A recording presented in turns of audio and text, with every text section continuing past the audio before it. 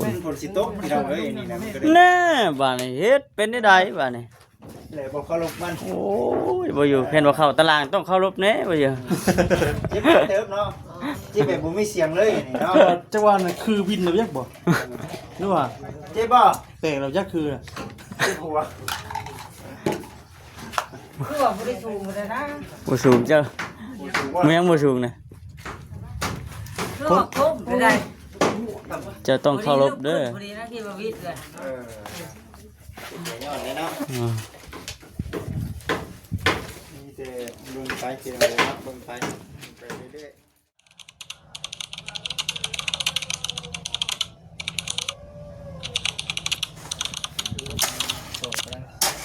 พาดังพาห้องนะพี่น้องเนาะคัดของไรงัว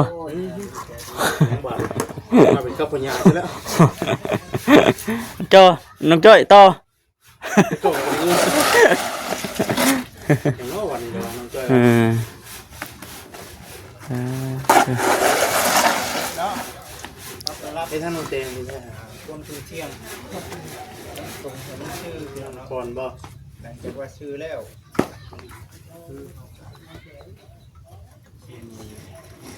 เอาไปใส่ไหม ดึกอีกบ่ ฮะตลก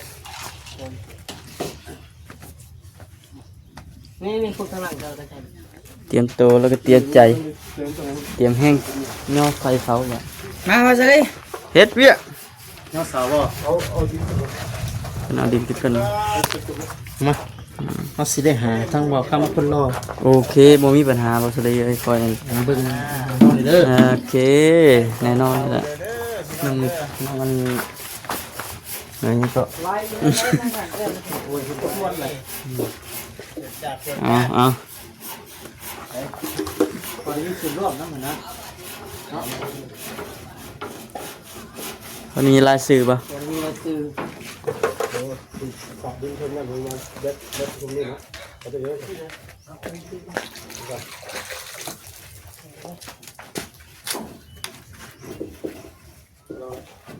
เดี๋ยวแปะโชว์ได้ทุกเรื่องเราอ่ะ เอามา แปะ อะไร อะไรน้องให้น้องรวยจัดการ หลายคนเยอะไป พวกเขาแล้ว มักเบาเลยว่า เมาอ่ะ เบาตัวนี้ขึ้นนักเรื่องนี้เด้อ ตั้งหัวมันยังนักเลยเนาะ ไป โอ้ทุ มาเลยมาเลย เร็วคนกันได้คน อย่าเฝ้าเด้ออย่าเฝ้าเด้อ เข้าได้เนาะแม่ก็ยังไม่ได้มาเลย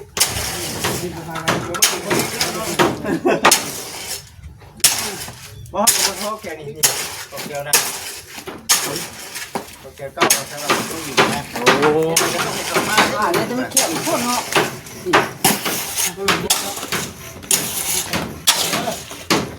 เสาที่3เด้อพี่น้องเด้อป่านนี้เด้อ เป็นเสาสุดท้าย เพื่อนๆเลยนะ เสาสุดท้ายมอบให้อันสร้างอวยเสาสุดท้ายได้มีงานด้วยได้มีงาน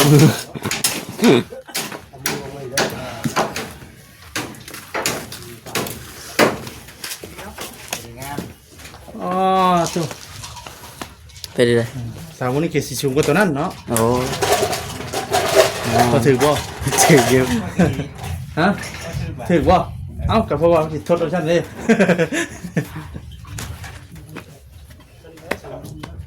พอดีงามสมนะอันนี้นะแม่นที่จะได้ว่าติดเรื่องของน้ำนี่สีเฮ็ดก่อบ่อันมองอ่างนั่งน้ำนะหรือว่าสิใช้คู่ทางบ่ ใช้ทางเนาะใช้ทาง ทางเอาบ่จะพ่วงเนาะ เอาก็บ่ได้เว้าสมมุตินั่นแหละพี่น้อง ทางดำเอาแล้วเนาะ ใช้ทางเอาแล้ว ทางดำเลยมันจะพ่วง ไว้พร้อมดิ ไม่ บอกทางตั้งแต่แรกเลยครับหนึ่งเอาทางเราดีกว่า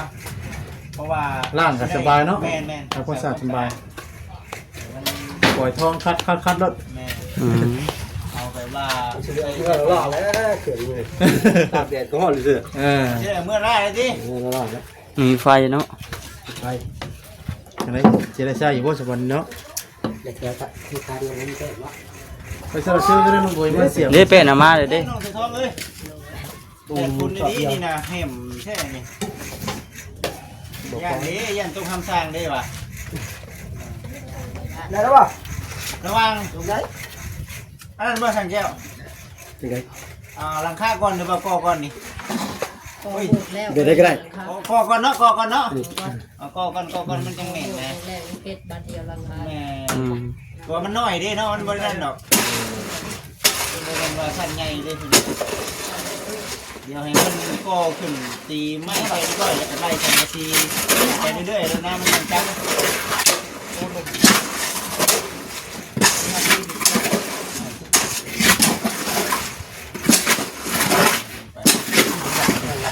ดีเนาะ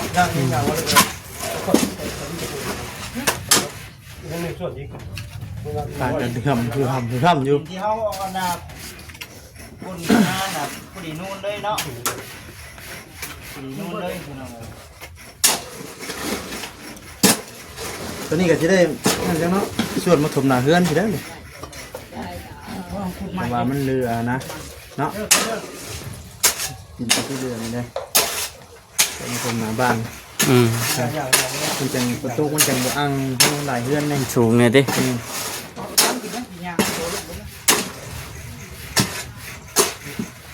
ล่อก็มีเลยบ่ รออันนั้นรอสังแก้ว ก็คือเมื่อไรก็เห็นล่ออีกอันหนึ่งของไปว่ามัน นอกจาก ว่าน้อง เอ อ้ย รออันตุกแก้วเหรอ ดูเกี่ยวบ่ เป็นผันเป็นตอนนะครับผมเองที่ต้องที่ ร้านชาทั้งหมดจะดีกับซีได้ขอจบคลิปซะก่อนพี่น้องที่ฝากประกันแล้วเนาะคำแจกทั้งหมดจะดีโอ้โหนะครูเนาะก็จะต่อไปเนาะ แล้วก็ไล่หลุดลุกเขาก็น่าเก่งไปถึงเท่าไหร่มาก พี่น้องเนาะทำลาไปก่อนเนาะฝากกดไลค์กดแชร์กดติดตามด้วยพี่น้องเด้อเนาะแต่ละที่นี่ทำลาไปก่อนเนาะ สบายดีเด้อ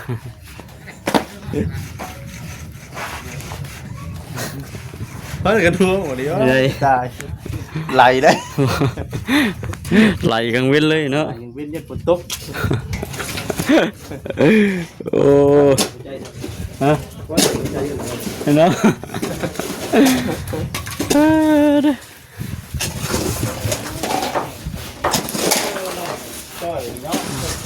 จะนั่งกับผมที่เราเพื่อให้ทางการเป็นลุยต่อ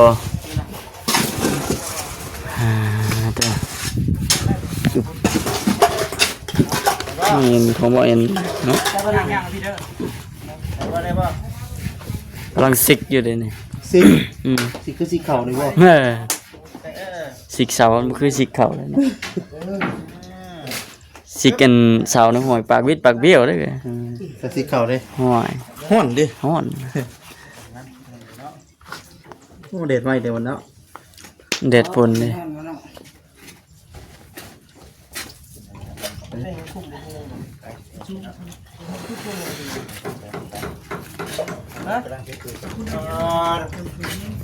เอาเน่มันเทฮอนว่าฮอนว่าฮอนนกขนาดบริษัทเลยคือทำสร้างๆเพิ่นก็ได้ มันเอาเลย เอาเนี่ยเป็นผลสิโต๊ะที่เราเลยนี่นะมันก็ได้ แน่บ้านนี้เฮ็ดเป็นได้ใดบ้านนี้ เลยบอกเขาลงมัน โอ้ยบ่อยู่เพิ่นว่าเข้าตารางต้องเข้ารบแน่บ่อยู่ จิ๊บเติมเนาะจิ๊บแบบบ่มีเสียงเลยนี่เนาะ จังหวะนั้นคือวินเรายักบ่นึกว่า จิ๊บบ่ เตะเรายักคือ จิ๊บหัว คือว่าไม่ได้ชูมาเลยนะ บ่สูงเจ้าเมียงบ่สูงนะ คือว่าคุ้มไม่ได้ เจะต้องเข้ารบเด้อ พอดีนะที่มาวิทย์เลย ยอดเลยเนาะ อืม นี่แต่เบิ่งไปเสียงเลยเนาะเบิ่งไปเรื่อย ทอดมาจิต ๆสุดยอดมันคนสิโต๊ะคนสิโต๊ะ นี่มันคนที่ตก อันนี้ก็รอถ้าบ่แสนเพิ่นมาได้นี่ก็ว่าเพิ่นสิแบบใดสิตื่นเต้นช่ำใดเนาะลุ้นเลยบ่ได้ดิด้วยซ้ำนี่นับบ่นับไปให้ทำมันจักเดือนจักปี หลายเดือนเลยนะ จักปี จะว่าบ่ปี ไม่รู้เลย ไปเรื่อยๆเนาะ อืม เดี๋ยวเพราะฉะนั้นคือสิได้นี่เพิ่นเห็นบ่รับบ่ยังเห็นของเจ้าเพิ่นจะสนับสนุนเพราะฉะนั้นดูมันคือเก่าดูมันคือเก่าจังเลยเนาะกันบ่เฮ็ดบ่ได้คือว่าแน่นอนเลยเนาะสาธุนำเด้อคงเป็นผู้นี้ก็ได้ก่อนเดี๋ยวสิได้ตัดคลิปลงให้พี่น้องเบิ่งก่อนพี่น้องเด้อ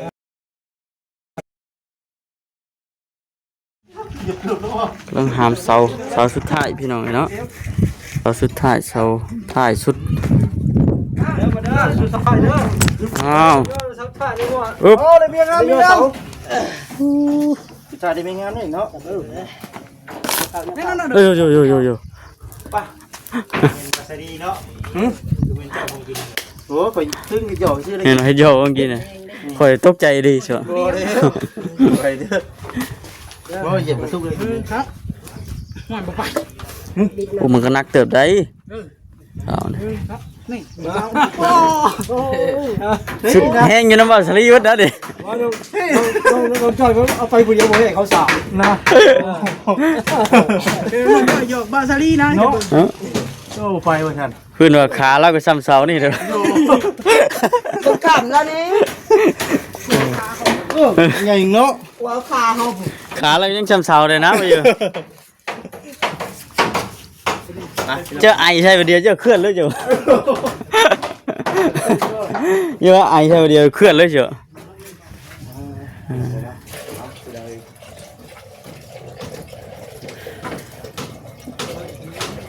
เทียนตีนสาวไว้ก่อนแล้วก็เทียนข้านไป ปันกัน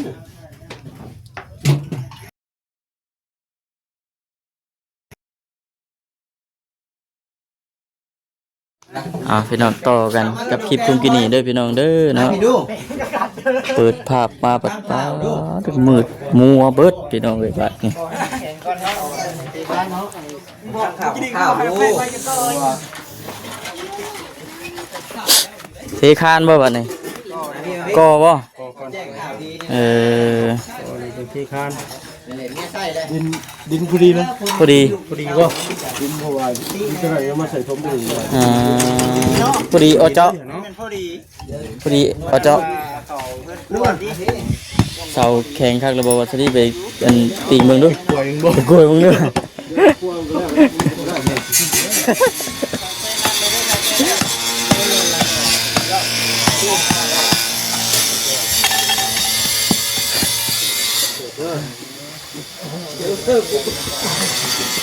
น้องจ้อย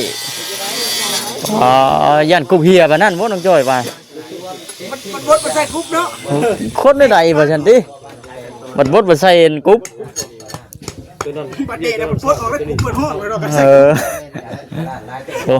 สองระบบนั่นเนาะ คันเด็ดร้อนใส่คุบ อืม มั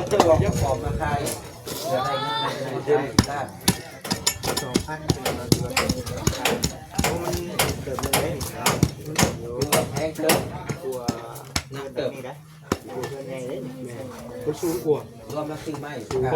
สูงกว่า พอดีเอาเจาะเลยเนาะห้องน้ำกัน เข้าจับแต่ตัดสินบ่เลยทำอะไรไม่นอนเลยเบิ่งไปคือเนาะเพราะว่าเป็นตัวฉันเรื่องตัวตัวนะมันใหญ่กว่าเนาะใหญ่กว่าคือต่ำกว่าอันนี้คือว่าคุบจัง แต่ตัวนี้นะมันยาวไปประสัน4 คูณ 6 ต่ำกว่าหมูได้เลยเนาะ ต่ำเลยตัวนี้มันชิ้นใหญ่กว่าเม็ดนึง สะมากว่า4 คูณ เป็นที่ใด ที่หน้าไปดู สบายดีเด้อบ่าวบอส คิวหน้ามันจะแข็งไม่เป็นชิ้นหน้าขี่เม็ดพอดีเนาะ คุณเลวขนาดนี้แค่ชอบเฉย ขนาดไรข้าวนี่ยังมู ๆแป๊บเดียวคุณเลวมาก ไปสาม เร็วเราสูง เร็วไปได้ เร็วว่ะ แม่ช่วง เร็วที่สุดเลย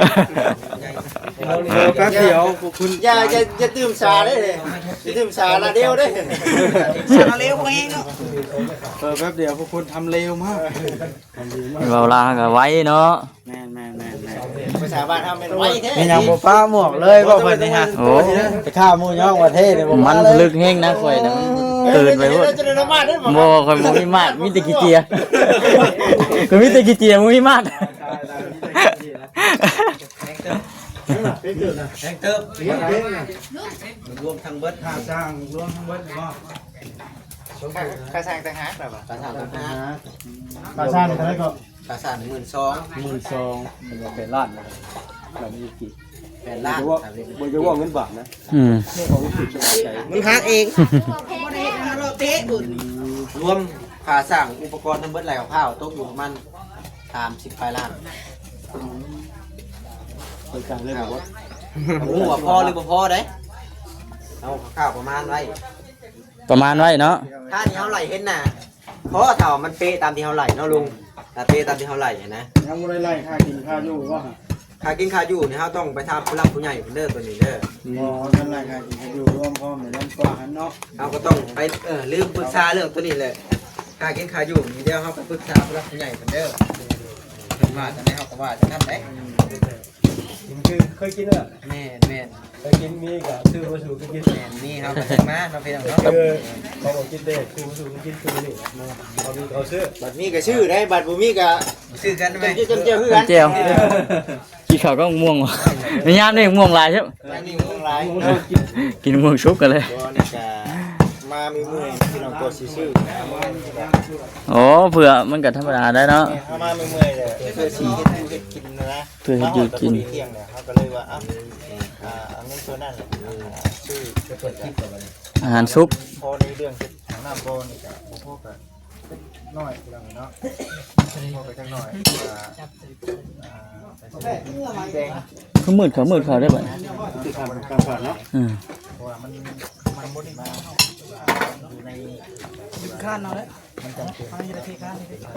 ถึงตกร้านไรตกนะตกนะ ถือมาอยู่ในข้างเข้ามาตรงนี้แต่ แป๊บเดียวเนาะ มาบ่ มาแล้วนั่งคิดเลยแก้วคุณเลยมานี่สร้างสาวแล้วบ่ เขาเรียบร้อย ไว้ว่าเลยดิ สร้างนี่เนาะมาถ่ายคลิปเลย มาสร้างเฮ็ดอีหลีดิดิ มือดิตื้อมือ เร็ว มือดิบร้อยมือนี่ นอนที่บ่ลุง ครับบ่บ่เป็นเจ้าแล้ว ข้ามกับมือ ไปขี่ยังมาว่าขี่รถจักรนะหลายคนนะขี่โอ้มาแล้วโอ้ยสูตรมันบ่ไหวเอามาบ่ทำเพิ่งมีนักแต่เอามานี่คือจังมาคือการว่าคนลืมโทรได้บ้านโอ้ยคนคือเห็นเจ้าเลยมีโบคนอีได้บ่กับเพลงเมียดาเนาะ เออติดลิขสิทธิ์ไว้อีกดิ ใช่ล่ะรอบหน้าเด้อมาแต่งเด้อโดยของ จังมักรถ ไปคนต้องเอาไปรถรอบหน้า เออบ่พลาดเลยดิ พลาดเป็นบ่เดือดเลยตัวว่าต้องได้ไประบุสมาธิเนาะ โยกไปอยู่เพื่อนก่อนได้ เอารอบเพื่อนก่อนเพื่อนก่อนเลยนะ เมาเนี่ยเกยได้ไป เมาอัน ไปลงทางไปเพลงไงเนาะ ไปทางพิษไปฮิตบ้านเพลงเด้อไปฮิตบ้านเพื่อถือกันกับเจ้าจัดงานเนี่ยไปเข้าว้าเด้อ กินเสียวเมาแล้วคือเมียนบ่ที่ แม่นอยู่บ่ว่าซั่นคนละบ้านเด้อนี่ ล่างพวกหลังไกลบ่บ้านของน้องนุกเกี่ยวกับท้องนี่น้องนะ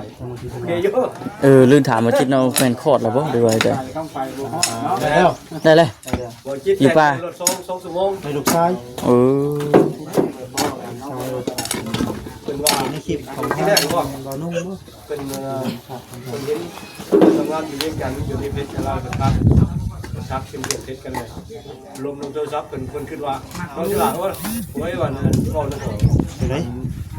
ผู้สาวยืนยันคนนี้งามนะเอ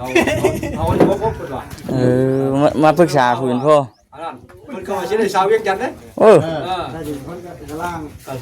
ว่าได้ทั้งนี้ ถ้าอิดเลยพ่อกันอยู่เวียง คุยกันผู้สาวเฮ็ดเวียกอยู่เวียง ตัวเสียงกันจ้อยได้ครับเป็นคนเคยตอนเขียนเอาเอง อยู่แถวนี้ดิ เราลองคิดทำลองคิดว่าได้ว่าอัน ไม่ได้ไกลว่าไปบ้านนี่โอ้ครูเฮาเคยไกลกว่านั่นบ่ครูเฮาเคยไปนำบ่ปานใดเฮาเคยไปอยู่เด้อแถวงานแถวนั้นมันธรรมดาวันได้เฮาเล่นยากย้อนว่ารถมันคนหลายเฮาบ่กล้าเล่นมันระวังเนาะ แล้วก่อนคอยว่าลืมบอสเดียวคือว่า ผู้เป็นหยังบัดแตง บัดแตง เฮ้ย ยังดีเลยแต่ขนาดนี้ที่พี่น้องเฮายังไปบ่ได้ครบเด้เพราะว่ามัน บัดแตงบ่พลาดแน่นอนแล้วบัดแตง ลุยน้องก้อย บอสไปแล้วจะไปเป็นอันยัง เข้าเลย เคยปลอมบ่ ไปเป็นผู้ป้อนบ่ เกี่ยวไปเป็นเคยปลอม เป็นท่านผู้มีเกียรติแล้ว เป็นคนแล้วได้เอาเครื่องสมาแล้วนกใส่ จะคู่ได้เนาะ ขึ้นมาใช้นกจ่อยอยู่โอ้อยู่ยังจ่อย เนาะว่าสิถิ่มไว้อยู่หุ่นบ่นั่นพี่น้องเอ้ย ปลาบุรีมันคานเลยประหลับเขาเหมือนนี้ได้เนี่ย กำลัง มันคานเลย จับพกมา แต่ก็เป็นช่องเราจับประหลับ สอบหนึงนี่พ่ออยู่บ่ในกอหอบนี่ หัวพ่อเนาะ พ่อบ่เดี๋ยวจะออกไปเอาพี่น้องนี่เนาะเดี๋ยวจะออกไปเอาว่าสิถ่ายให้เขาเจ้ามาส่งมื้ออื่นเดี๋ยวเฮาเฮ็ดตัวนี้ก่อนเดี๋ยวมื้ออื่นเขาเจ้าเอามาพร้อมกันเลย เนี่ยทรายเนาะ แม่เฮาเอามาซ้ำกอได้ก่อนพี่น้องยันฝนตกบ่แรงนี่อ้ายค่อยให้อีกแล้วเนาะเดี๋ยวสิเอามาก่อนช้ำใดช้ำหนึงก่อนพี่น้อง เอาพอก่อพอมื้อนี้ก่อนไปพี่น้องเนาะของน้ำน้องเตกำลังดำเนินการพี่น้องโอเคคลิปนี้จบก่อนบอกคำกันสบายดี